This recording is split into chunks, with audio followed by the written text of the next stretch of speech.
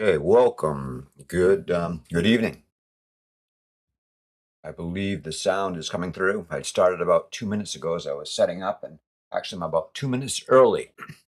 But hopefully, someone else is on here early. I heard from Diane that she may be joining us.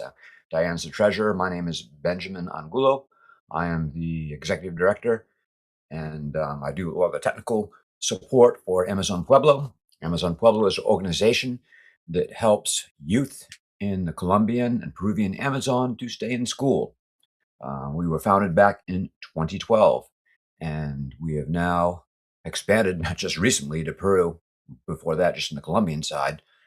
For a few years, we actually had some kids in Brazil, right across the border in Tabatinga from Leticia, in a tri-border region that we also gave scholarships to, but now we are focusing mostly on just Peru and Colombia. So, as I said, we founded back in 2012.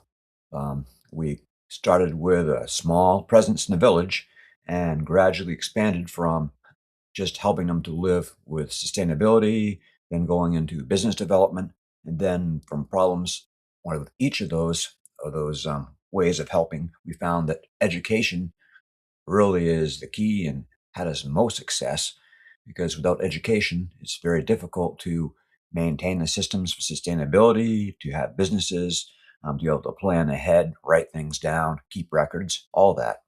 And once they have the education, they're able to help themselves more efficiently. So over here, let's see if I can get this up. A couple of things.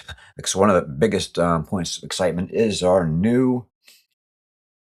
Let's go and decrease the size just a little bit. Okay. The new boat that we have in the village of Vista Alegre. And there you see Roberto working on it in the background. He is a shipwright. And this is from a type of mahogany found in the jungle. It's taken from a tree. It's about 10 meters long, the boat in all.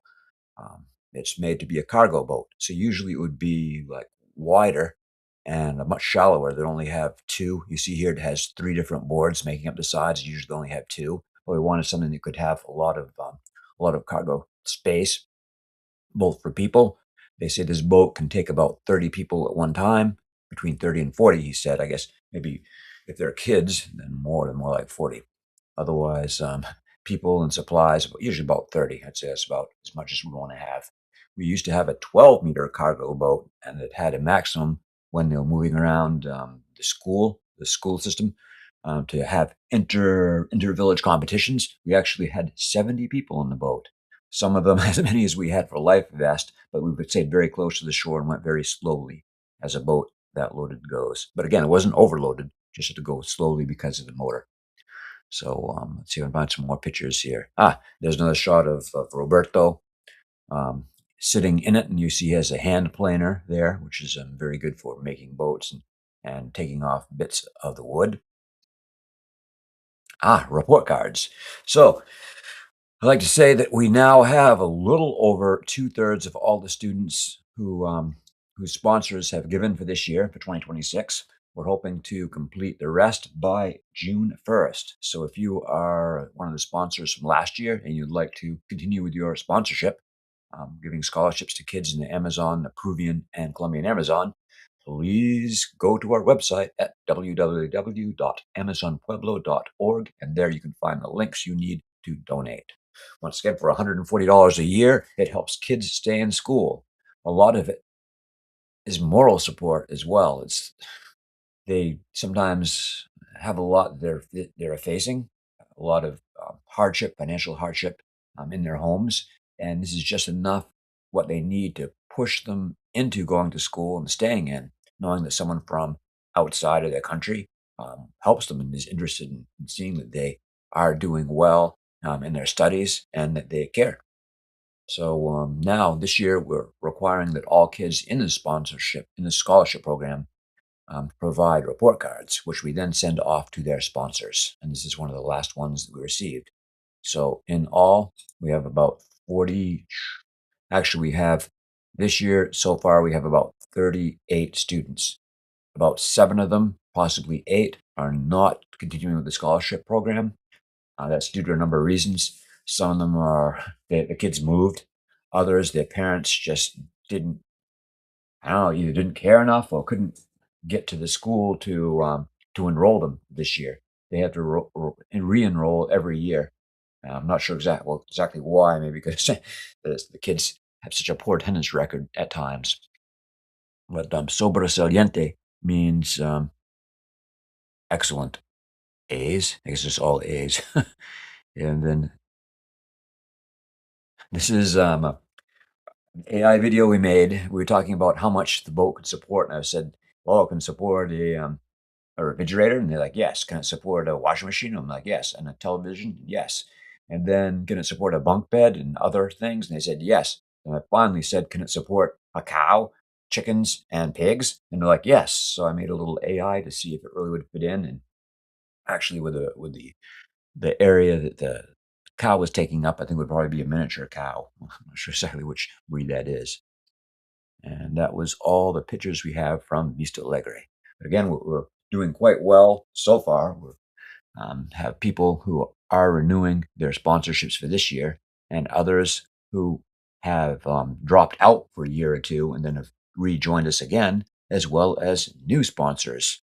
And we're very happy to especially to welcome them as well as anyone who's returning, and especially, even more especially, people who have kept up with the scholarship program every year. It really, really helps us to figure out who is being sponsored.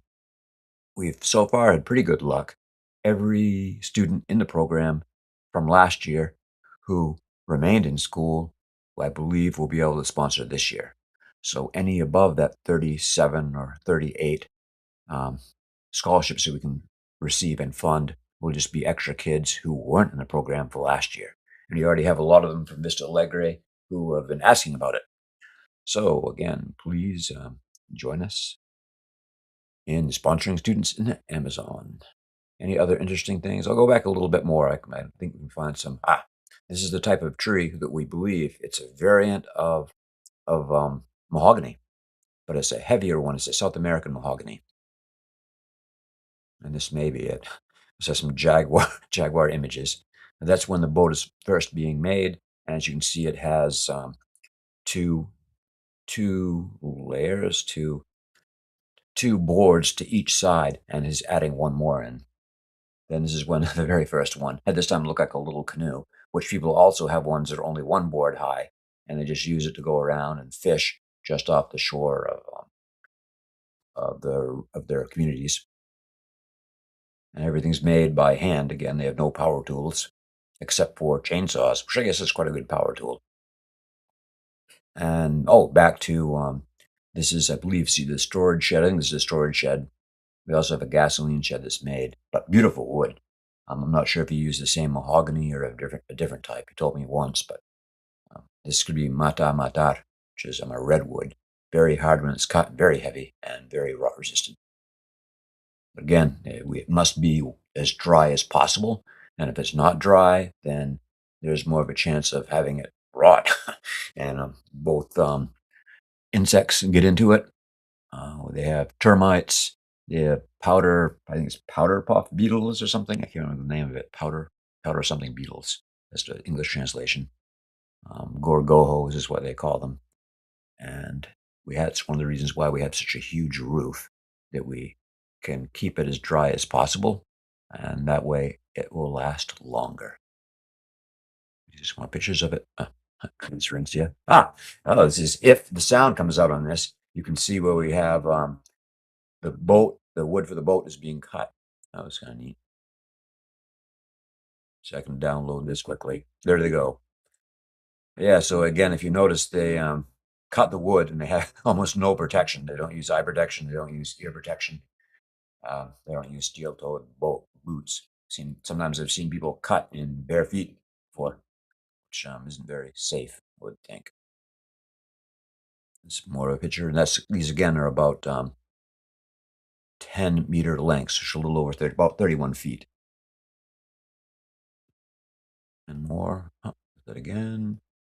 And there's one more image of this is the gasoline storage, gasoline paint, and other combustible storage area. And a lot of work. and they're the roofs.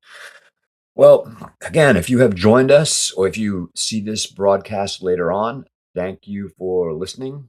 We are moving along with the scholarship program. We hope to have all the scholarships for this year, at least 38 of them, 37 to 38 of them, the kids sponsored. Hopefully more, as we'll know. Um, June 1st is the goal we have for meeting all the scholarships, and any more that we have beyond that will be greatly appreciated. So again, thank you for joining us here on Amazon Pueblo live broadcast. And again, we are supporting students in the Colombian and Peruvian Amazon to stay in school. So wherever you are, have a good night. And if you want to follow us on social media, we have both a Facebook page called Amazon Pueblo on Facebook, and our website is www.amazonpueblo.org. Good night. Adios.